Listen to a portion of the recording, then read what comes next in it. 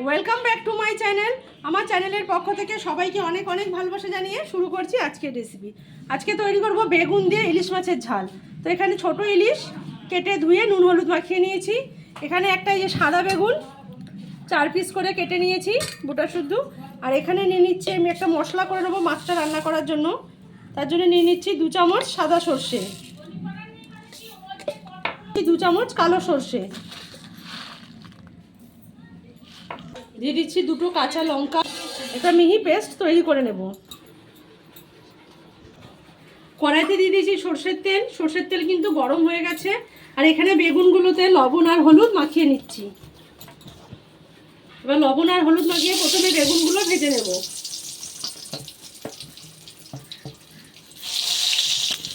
এবার বেগুনগুলোকে একটু লাল করে ভেজে নেব। বেগুনগুলো একবার উল্টে দিচ্ছি। উল্টে পাল্টে কিন্তু সব দিকে একটু লাল লাল করে ভেজে নেব। বেগুনগুলো কিন্তু লাল লাল করে ভাজা হয়ে গেছে।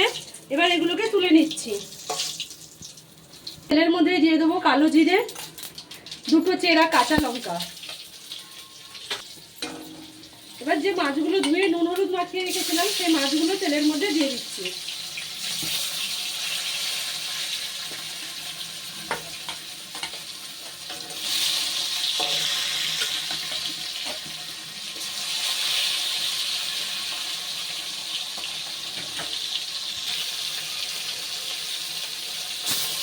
এক মিনিট পরই মাছগুলো উল্টে দিচ্ছি। মাছ কিন্তু বেশি ভাজার একদমই দরকার নেই। এবার এর মধ্যে দিয়ে দেবো যে সর্ষেটা বেটে রেখেছিলাম, সেটা আমি জলে গুলে নিয়েছি, সেই সর্ষের জলটা।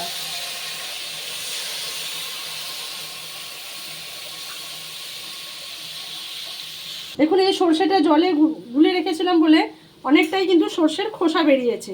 এই খোসাটা আর দেব না।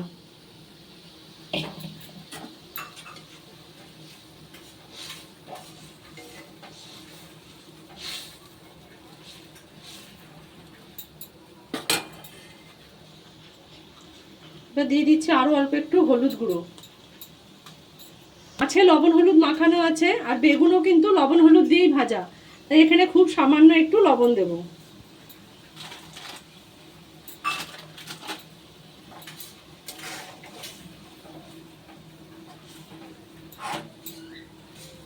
এবার এর মধ্যে দিয়ে দেবো ভেজে নেওয়া বেগুন।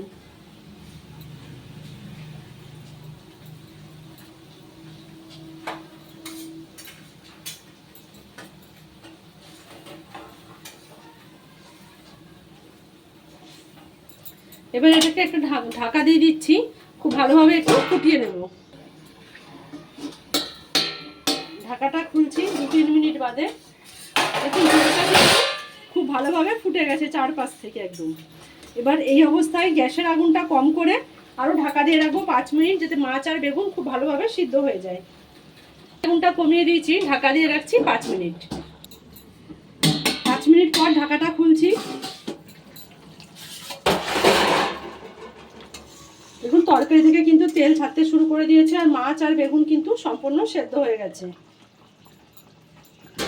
এবার এর মধ্যে দিয়ে দেবো 2টো চেরা কাঁচা লঙ্কা, আর দিয়ে দেবো ওপর থেকে একটু কাঁচা সর্ষের তেল।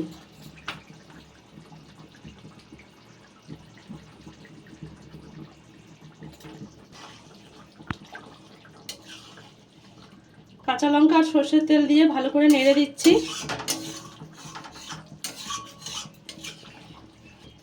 এবার গ্যাসের আগুনটা বন্ধ করে ঢাকা দিয়ে রাখবো 2-3 মিনিট, তারপর পরিবেশন করে নেব। গ্যাসের আগুনটা বন্ধ করে দিচ্ছি। ঢাকাটা খুলে নেওয়ার পরে দেখুন একদম ওপর থেকে সমস্ত মাছের তেল ছেড়ে দিয়েছে, ঢাকা দিয়ে রেখেছিলাম বলে। এবার আমি পরিবেশন করে নিচ্ছি।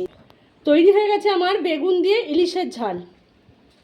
গরম গরম ভাতের সাথে খেতে কিন্তু অসাধারণ টেস্ট হবে, আর কোনো ঝামেলা ছাড়াই কিন্তু একদম সহজভাবে রান্না। তো রেসিপিটি ভালো লাগলে চ্যানেলটি সাবস্ক্রাইব করুন, লাইক শেয়ার কমেন্ট করে পাশে থাকুন। সকলকে অনেক ধন্যবাদ।